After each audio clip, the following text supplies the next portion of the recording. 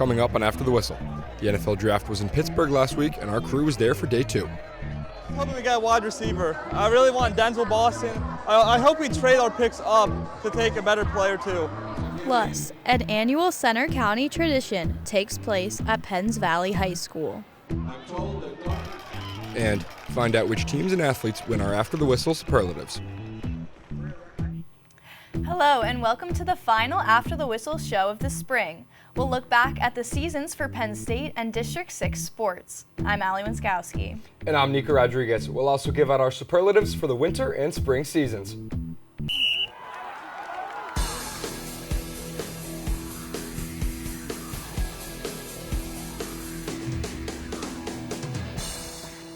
This year's blue-white game was different than it has been in years past. Clara Slowinski has more on the changes that Matt Campbell has brought. Last weekend was Penn State's fans' first chance at seeing the new football team, but it wasn't the usual spring game. Head coach Matt Campbell changed blue-white weekend to a practice and scrimmage format rather than a game, largely due to player safety concerns. All eyes were on number 3 in purple, Rocco Beck, as he ran into Beaver Stadium for the first time with fans in attendance. The senior underwent shoulder surgery only 3 months ago, which sidelined him for the majority of the spring. But he was active for the beginning half of the blue-white practice. All I did the past 2 weeks was just 707 reps, not really risking it to go on the team reps and get hit in my shoulder. So by when summer comes around after this May break, I'll be fully go ready to go. Beck looked comfortable throwing in the rain, and he's inching up on full participation as summer training camps approach. Supporting Beck in the run game is likely to be Carson Hansen, another Iowa State transfer. Hansen made 17 starts over his career with the Cyclones and achieved 7 games with 2 or more rushing touchdowns. On the other side of the line of scrimmage is cornerback Zion Tracy, who's likely to be the starting cornerback this year. The position room has changed a lot due to Iowa State turnover, but Tracy says the transition has gone well. It's been good, actually. I like seeing how we got a whole bunch of new teammates and stuff. I like how we all bonding together and clicking for the defense. With Darius Dixon coming back for another year and transfers Marcus Neal Jr. and Jeremiah Cooper arriving, Penn State has put together one of the best secondaries in college football. Despite disappointment about the change in format, Nittany Lions fans refuse to let a little rain keep them from supporting the beloved football team. Penn State fans are excited to see what Matt Campbell and the refreshed team will bring to the field this fall. I'm Clara Slowinski. Back to you guys at the desk. Thousands made the trip to Pittsburgh for the NFL Draft last week. I was part of the crew that went out there for day 2, where multiple Nittany Lions expected to make the jump to the pros. Reporter Joey Draper is in our studio and has more on the draft. Thanks, Allie. Pittsburgh is known for being a big sports town. Let's take a look at how the city broke some attendance records this past weekend while hosting the NFL Draft. The NFL Draft took place in Pittsburgh this past weekend with 805,000 people attending across 3 days. The Pittsburgh crowd set an all-time NFL Draft weekend record, and Steelers Nation showed out.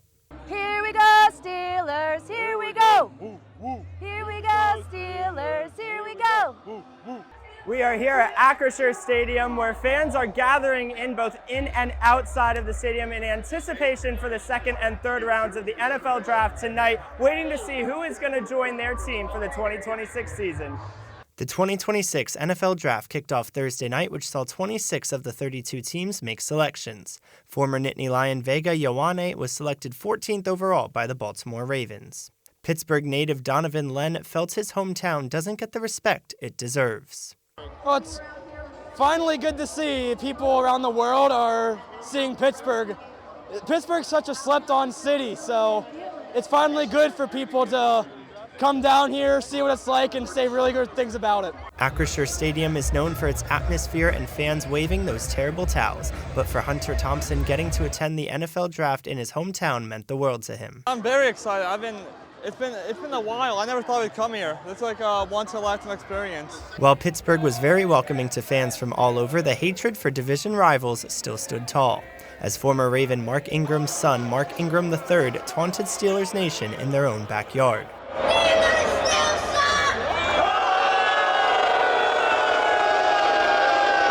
Former Nittany Lions Shane Conlon, Matt Millen, Paul Puslesny, and Joey Porter Jr. announced draft picks during the second and third rounds Friday night. 7 other Nittany Lions got to hear their names called in rounds 3 through 6. Fans from all over flooded Pittsburgh this past weekend. They now wait in anticipation for the NFL season to kick off in 133 days.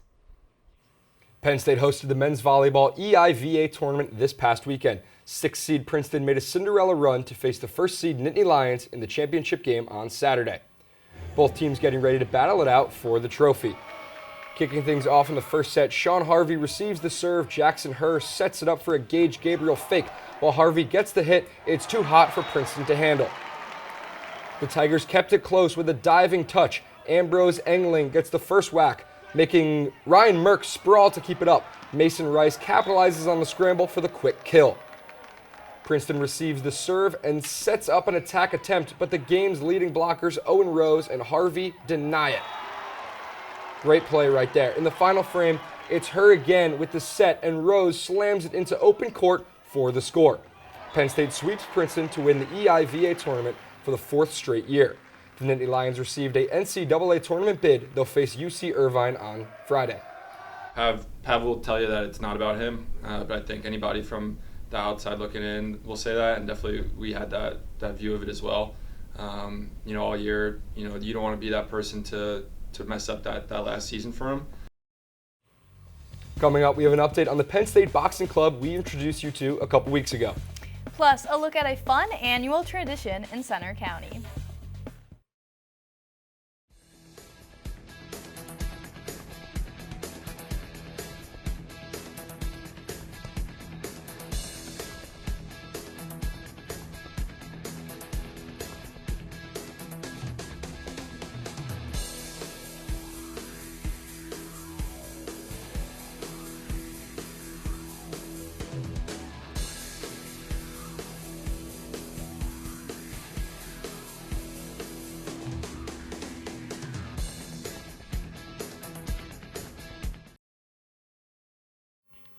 Just like everyone, our crew makes mistakes. We'll take a look at our top 3 bloopers. But first, the Penn State Boxing Club is back from nationals. Reporter Zach Miller is in the studio and caught up with them. Zach?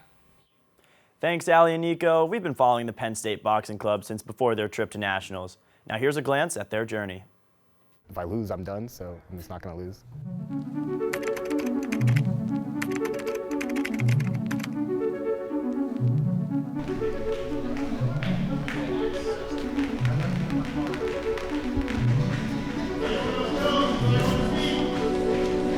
Yeah, he was bad. He almost didn't make the team because his sparring trial was that bad. He's stupid, but he's a good guy. He's not someone who says, hey, you do this, you do that. He's never done that. He's just someone who radiates leadership through example. He's one of the most genuine people ever in the world. He's very caring and he's a very lovable person. And he's just if you need something, you go to him. He's always available. And he's a lion. He's always doing it because he knows he needs to do it, where some people fall in the category of the gazelle that they only run if the lion's chasing them. So he's a lion.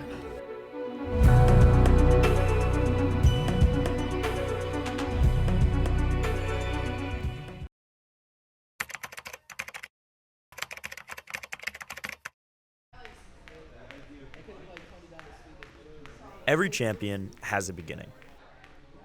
4 years ago, Sydney Abagundi walked into the gym. Just another name on the roster, unpolished, unproven, almost overlooked.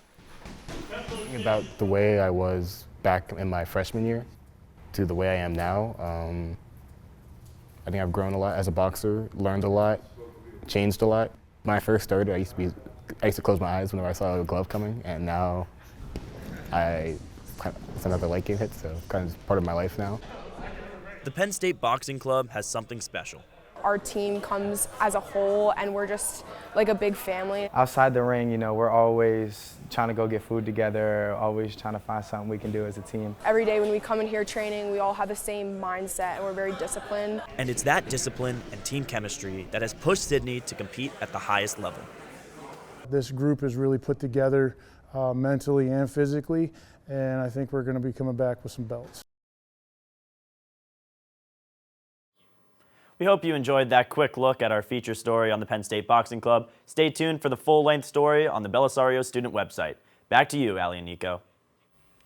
Thanks, Zach. I'm excited to see the rest of the story, but for now, let's take a look at our top 3 bloopers. At number 3, is it Haluba or Hullabaloo Hall? Penn State's women lacrosse is currently hosting Pitt and Hullabaloo Hall. It's a game that is bigger than what is happening on the field. Reporter Allie Winskowski is outside the game. Allie, what's happening at Hullabaloo Hall? Coming in at number 2, Brooke Casey shows everyone why they should always be camera ready. And on Thursday, State College will try to continue their win streak. Coming up, baseball and softball are in full swing as warmer weather finally hits Center County. But first, hear from scores from around District 6. And at number 1, we show you that technology really just is sometimes hard. Well, Owen, we had a few plays that stood above the rest this week. At number 3, Angus Kimball says, "Forget teammates, let me take it from here," scoring an unassisted goal for State High. At number 2, Mifflin County, the infield turns a 5-4-3 double play to escape the 4th inning. And our top play, Penn Valley, Ryan Allegretto makes a rookie catch to Rob Elfon of an extra base hit to score. Those were our top 3 plays of the week. Back to you guys after your thing. And we apologize for the technical difficulties on the top 3 plays. That is going to do it for us this week on After the Whistle. Tune in next week as we close out our spring with our spring wrap-up show. I'm on Camross. And I'm Bronwyn Leiber. We'll see you next week right here on After the Whistle. Well, Nico, hopefully we don't have any more technical difficulties in today's show. Yeah, those were pretty funny. Hopefully we don't end up looking like Chase in that last clip. But now let's send it over to Mac Leach for our top 5 photos. Thanks, guys. We've had some amazing photos this semester, and let's start with number 5. This photo right here, we have Michael Powell sliding into home. You can see the dust being kicked up, and he is very clearly safe. That was Massimo Manfro, one of our photographers. Coming in at number 4, we have Max Dingus walking out at the PIAA Wrestling Championship Finals. I took this photo, and I was able to get the light, the coloring, it all worked out to show the star that he is. At number 3, we have this amazing photo of a jump shot by Jenny Karamis. You can see him passing. The freeze frame is just perfect. At number 2, it's not a Gatorade ad, it's just Graham Davis. You can see our photographer Zach Miller caught Graham in the middle of a mid-game refresh, getting the photo of the water droplets hitting his face just in time. And at number 1, we have this photo from a wrestling match by Sawyer Hadlam. You can see the ref watching to see, is it a pin or is it just stalling? Our photographers have done great work, and we thank them all for capturing the best moments. Back to you guys at the desk. Thank you so much, Mac. Penns Valley and State College held their annual Donkey Basketball Charity Game on Friday. Our reporter Cassie Vaselis has the story. On most nights, this gym echoes with squeaking sneakers. But tonight, it's the sound of hooves. Penns Valley hosted its annual Donkey Basketball Game against State College, a tradition that has stood the testament of time. It was a thing long before I was a student here. The rules of donkey basketball are simple. You cannot do anything without your donkey. Shooting, passing, and basic defense require athletes to be on their donkey's back. For these players, the toughest opponent tonight isn't just the other team. It's the donkey. You are not allowed to let go of your donkey. A pretty big ask. Senior Madison Bowen has been involved with donkey basketball for 2 years and loves how this event brings in many fans and a lot of laughter. Donkey basketball is really fun. Everyone gets together and the whole community comes together as well and just comes and has fun for a night. Not only is donkey basketball a fun sport that brings both Penns Valley and State College together, but it is also an annual charity event for both schools' organizations, Future Farmers of America. It's not just about staying on the donkey. It's about supporting the future of agriculture. The National FFA is an organization that helps get people more involved with agriculture who aren't farmers. Agriculture teacher and FFA advisor Baylor Shunk says the mission of the event is very important. And I have so many kids involved in this FFA chapter that aren't farmers necessarily, or they don't live on farms. They just love agriculture. We want to get kids excited about agriculture and things like that, but ultimately it's just building good people. The Penns Valley Young Farmers started donkey basketball many years ago and still continue to help out behind the scenes. Donkey basketball is proof that sometimes the most unique events can make a lasting impact. Reporting for After the Whistle, I'm Cassie Vaselis. The Rams took a 16-10 victory in this fun game, all while raising money to support the FFA. A bill to overhaul the way high school teams compete during playoff season in Pennsylvania has passed the PA House by a vote of 178 to 23. The bill would give the PIAA the ability to create separate playoff brackets for public and private schools. The legislation was proposed by State Representative Scott Conklin in December 2024 to address issues of fairness in state playoffs. House Bill 41 now advances to the state Senate for a vote. Coming up, we'll take a look at the best plays we saw throughout the semester. Plus, we'll find out what teams and players won our After the Whistle Superlatives.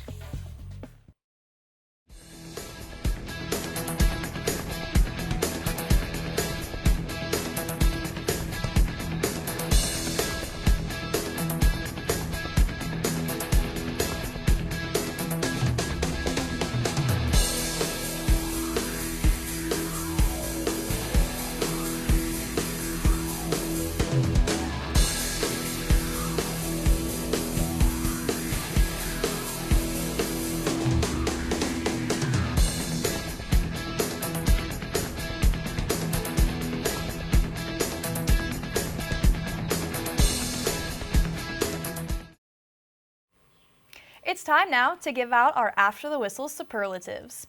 Let's take a look, starting with our team to look out for. After being knocked out in round 1 of states last season, Bellefonte Baseball is currently a top 15 team in the 4A, and they're this year's team to watch out for. Bellefonte is currently second in their conference, sitting at a record of 11-3 overall and 7-2 in the conference. Junior Zach Lehman is helping the Red Raiders both off and on the mound. The Binghamton commit has a 2.26 ERA, which includes 67 strikeouts. He also has a batting average of .440 in the 14 games he has played. Lehman has proven to be a force to be reckoned with both defensively and offensively. Bellefonte's strong season can also be credited to their team's speed. The team has 25 total stolen bases just this season. Needless to say, the Red Raiders will continue to be a threat in District 6 and is the team to look out for as the postseason rolls around. We got to cover some top-notch talent across District 6, but one student-athlete had a great sophomore season for Penns Valley. Max Dingus wrestles for Penns Valley at 121 pounds, and he had an impressive season for the Rams. Dingus finished the season with a 46-5 record and had 13 tech falls and 15 falls. After falling short last year at the PIAA Wrestling State Championships, Dingus won his semifinal match to make the state finals for the first time in his high school career. Dingus earned his 93rd win in just 2 seasons for Penns Valley and has impressed many by only losing 9 matches in his high school career. Dingus still has 2 years to win his first state title, which would be Penns Valley's first state champion since his grandfather in 1963. Well, Nico, we have some great athletes all around District 6. Allie, we sure do, and they make some great plays all the time. Alec Brown has the top 5 we saw this semester. Thanks, guys. So many great plays from winter to spring sports, but here are our top 5 plays of the semester.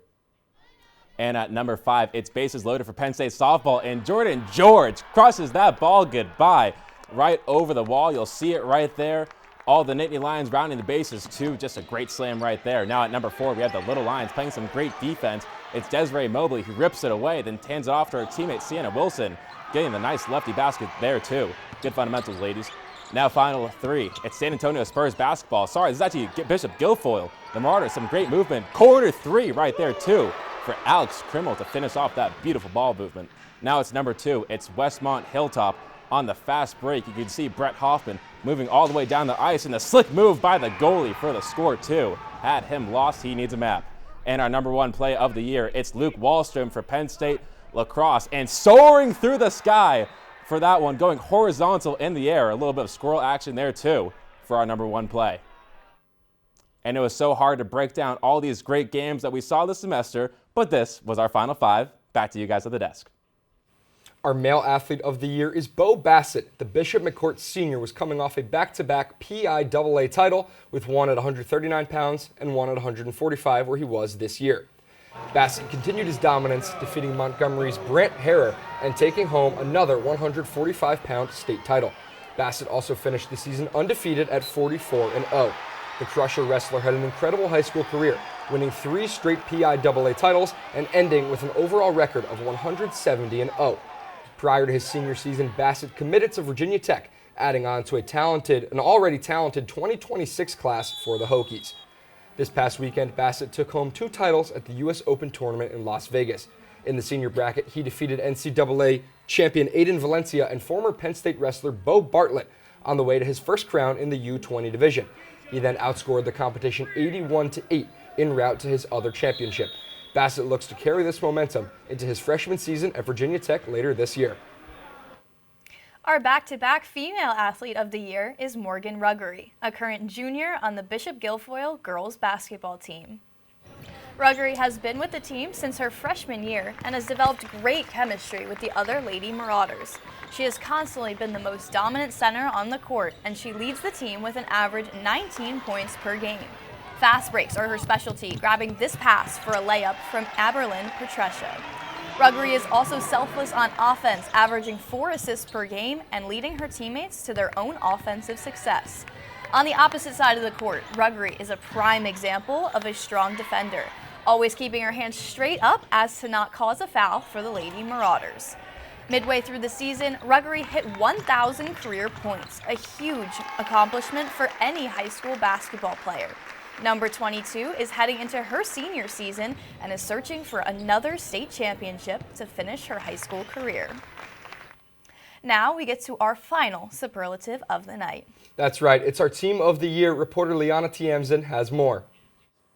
Thank you, Ali Nico. State College boys lacrosse is off to a strong start this season with an 11-1 record, putting together a stretch of wins across Mid-Penn play.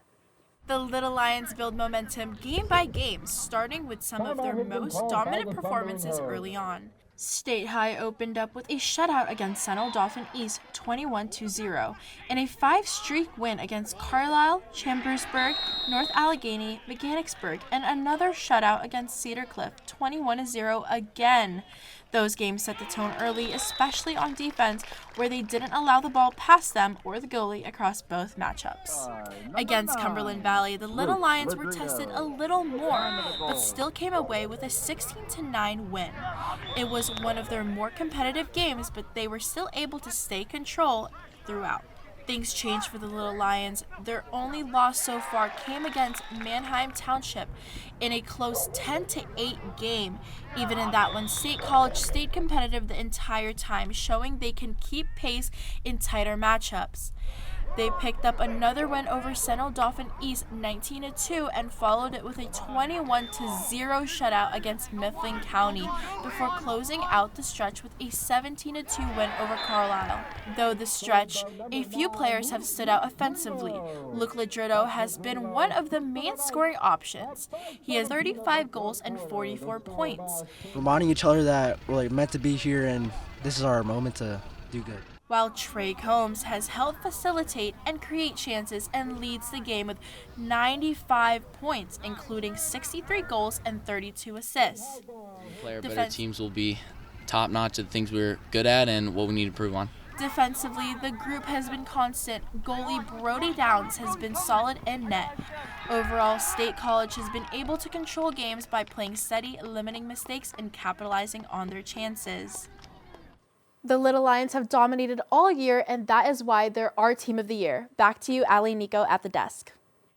Thanks, Liana. Ali, we're seniors. We're graduating next week. It feels really weird. I still remember our last Sports Night segment 4 years ago, and now look where we've come. I know. I can't believe we're already here. But congratulations to all 6 of our graduating seniors, especially our producer, Andrew Matz. Shout out, Matsy. That's all we have for you this week. Tune in next fall, not next week, at 11:30 p.m. for our Friday Night Lights show. And for more updates on our show and just exactly when everyone else will be starting back up again, follow us on X, Instagram, and TikTok at ATWPSU. And check out the Penn State Media website. I'm Nico Rodriguez. And I'm Allie Winskowski, signing off from University Park. We'll see you in the fall for football season right here on After the Whistle.